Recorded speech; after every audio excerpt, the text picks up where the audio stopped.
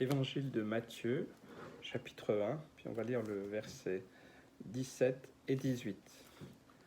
Il y a donc en tout 14 générations depuis Abraham jusqu'à David, 14 générations depuis David jusqu'à la déportation à Babylone, et 14 générations depuis la déportation à Babylone jusqu'à Christ. Voici de quelle manière arriva la naissance de Jésus-Christ. Marie, sa mère, ayant été fiancée à Joseph, se trouva enceinte par la vertu du Saint-Esprit avant qu'ils eussent habité ensemble. Nous voyons ici, dans ce texte, la généalogie, l'origine de l'endroit où Jésus est né. Et ce n'est pas n'importe quelle origine. Il ne vient pas de n'importe quelle tribu. Tout cela a été prévu par Dieu, le Père de Jésus-Christ, mais notre Père, nous aussi. Et c'est formidable parce que dans la lignée de Jésus-Christ, il y a Abraham, il y a David, et il y a énormément d'autres personnalités de l'Ancien Testament, de la Première Alliance.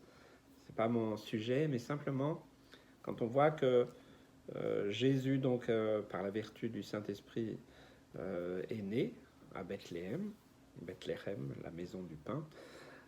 C'est formidable parce que Dieu avait un plan, il avait un projet pour son Fils, qu'il allait aller bien entendu jusqu'à la croix pour nous sauver.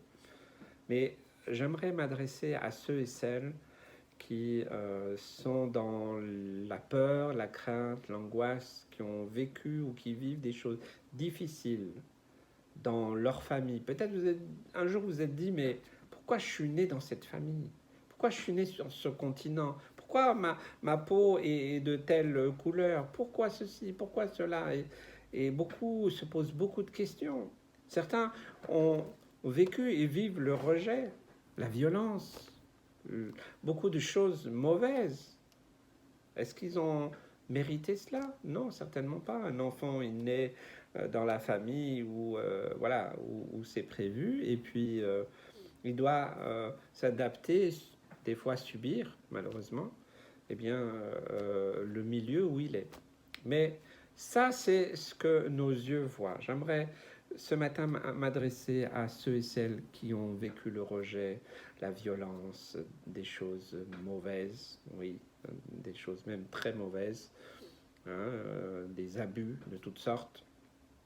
Parce que ça, oui, ça c'est pas normal et c'est pas bien, et Dieu ne se réjouit jamais de cela. Mais j'aimerais que tu puisses ce matin, aujourd'hui, à le moment où tu regardes cette vidéo, que tu puisses comprendre quelque chose. Il est dit dans un autre texte que Dieu nous avait prévu, aimé, bien avant la fondation du monde, qu'il nous connaît, qu'il nous connaissait, qu'il avait un plan. Voilà, j'ai un plan, une espérance, un avenir, comme dit dans l'Ancien Testament, la Première Alliance. Beaucoup de textes, beaucoup de promesses, beaucoup de choses qui peuvent nous faire comprendre que Dieu nous a toujours aimés. Depuis le début de toute la création, il nous avait dans son cœur, par amour. Donc, il avait un plan pour chacun de nous. Il a un plan pour toi, même si tu ne le comprends pas. Et bien souvent, nous ne le comprenons pas.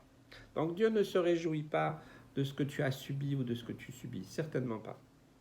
Mais n'oublie pas, aujourd'hui, que Dieu avait un plan, et il a toujours ce plan pour toi. Un plan d'amour, de grâce, de miséricorde, une destinée, une espérance, un avenir pour toi. Par contre, tant que tu resteras, bien entendu, sur ces questions, ces échecs, tant que tu resteras replié sur toi-même, tu ne pourras pas considérer réellement quel est le plan de Dieu pour toi. J'aimerais t'inviter aujourd'hui à venir à la croix. Parce que si Jésus est venu là, avec la lignée qu'il a eue, avec de l'origine de la tribu, on vient tous de quelque part. On a tous un héritage, on a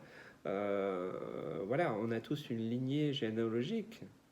On ne la connaît pas tous, mais j'aimerais te dire que toutes les lignées de nos familles, Dieu a toujours eu un plan d'amour, de grâce et de salut et de délivrance. Et c'est ça que nous devons comprendre. Ce que tu as subi, ce que tu as vécu, ce n'est pas le reflet du plan que Dieu avait prévu depuis toute éternité pour toi. Ça, tu dois bien le comprendre. Mais comment tu peux de nouveau te connecter avec le plan, le projet que Dieu a pour toi, il a toujours eu pour toi? Bien, déjà, oui, c'est vrai. Tu peux rester une victime. Et dans la victimisation, on peut rester très longtemps. Certains restent bloqués, vous voyez, la dépression ou toutes sortes de problèmes. Voilà, c'est comme si le temps s'arrêtait. Alors tu peux passer le reste de ton temps à te plaindre, à dire c'est pas juste. Et c'est vrai, et quelque part tu n'auras pas tort. Et je ne juge personne. Mais ce matin, j'aimerais, aujourd'hui, pour toi, ça peut tout changer. Si Dieu avait déjà tout prévu pour la lignée, pour l'arrivée, dans quelle maison il devait arriver, Jésus? Dans quelle tribu? De quelle manière? Et puis aussi, de quelle destinée?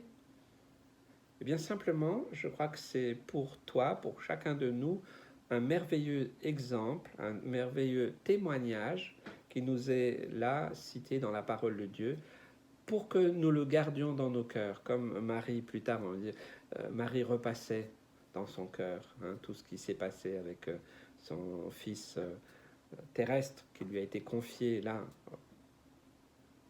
C'est extraordinaire. Dieu a un plan, un projet d'amour pour toi, même si tu ne le vis pas encore, même si tu as subi beaucoup de choses mauvaises, même si tu es dans l'incompréhension, même si tu es peut-être dans la rébellion, peut-être dans la colère. J'aimerais t'inviter à déposer cela à la croix, à te réconcilier avec ton Père céleste. Par le sacrifice de Jésus, il y a la repentance où il reconnaît que tu as, peut-être tu as subi, mais tu as aussi une responsabilité de ne pas rester là sur cet échec, sur tous ces échecs, et pas peut-être te blinder de haine et de colère qui feront peut-être de toi une personne que Dieu n'a jamais voulu que tu sois. Ne viens pas aigri, méchant, méchante, agressif, agressive. J'aimerais vraiment ce matin te mettre devant la parole de Dieu. Si Dieu avait un plan établi, préétabli pour Jésus, son Fils, qu'il aimait, n'oublie pas qu'il a aussi un plan pour toi. Il veut te donner une espérance, un avenir. Reconnais-le. Reconnais cela. Peut-être il faut que tu t'arrêtes là puis tu dises, ok, Dieu, tout ce que j'ai vécu, tout ce que j'ai subi, c'est horrible. Oui, et Dieu ne se réjouit pas de cela. Son cœur aussi a pleuré. Mais il attend quelque chose de ta part. Est-ce que tu vas continuer à vivre là comme une victime? Il te propose de rentrer pleinement dans le plan qu'il avait prévu pour toi de toute éternité. Pour cela, viens à la croix. Mets-toi à genoux. Confesse tes péchés. Dis-lui, ok, Seigneur, je te remets toute cette haine. Peut-être tu as la haine de tes parents terrestres, ou de ceci ou de cela, ou t'en veux au monde entier. Et peut-être même que tu as levé le poing contre Dieu, disant, oui, tu es où? Pourquoi je suis né dans cette famille, dans ce continent, dans ces conditions? Ok, si tu arrêtes, si tu abandonnes tout cela, qui ne produiront que des choses mauvaises, alors ta vie peut complètement changer. Alors tu acceptes que par le sacrifice de Jésus, tu sois guéri, restauré, délivré, renouvelé, transformé, pour que tu reviennes au plan que Dieu avait prévu pour toi. Alors tu rentreras dans une nouvelle saison dans ta vie. Il te donne une espérance, un avenir. C'est ce qu'il a toujours prévu pour toi. Tu peux le vivre aujourd'hui même. Fais ce choix. Je t'encourage, qui que tu sois, quelle que soit ton origine, il n'y a pas de situation trop difficile ou trop compliquée. C'est possible pour toi aujourd'hui d'être totalement restauré. Viens à la croix. Laisse Jésus faire son œuvre par son esprit, par sa parole. Reçois ce salut, cette espérance de la vie éternelle, mais aussi rentre dans une nouvelle dimension, celle que Dieu avait toujours prévue pour toi. Que Dieu te bénisse.